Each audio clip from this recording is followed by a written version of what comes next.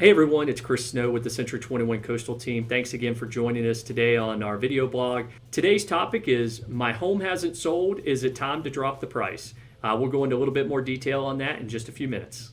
Before we get started, I want to remind you of a couple of resources that we have on the blog. First, if you're looking at purchasing a home and want to have access to the MLS, please click on the button here. If you're looking for a price valuation on your home, please click here.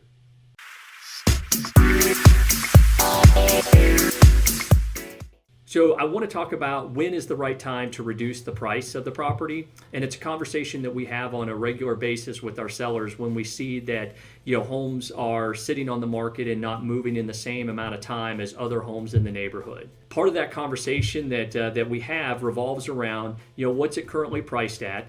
The other parts of the conversation are going to be where is the property being marketed? Does it have the proper exposure? And finally, what's the condition of the property? So the three main things for us that influence whether a home gets not only shown but gets sold is the price, the condition, and the exposure. And so the questions that we always ask, the question that we're going to want to ask is, where's the property currently being marketed and advertised?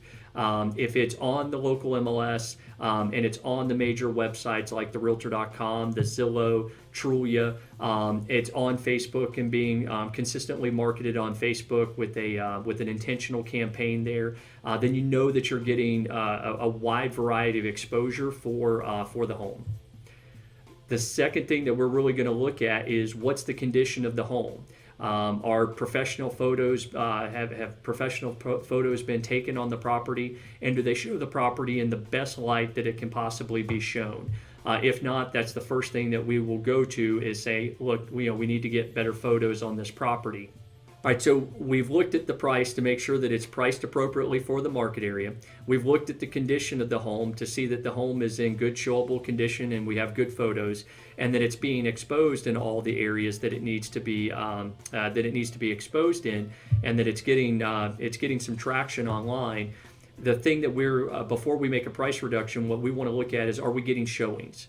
If you're having showings happen on the property, then we know that we're priced in the right realm of possibility for the neighborhood.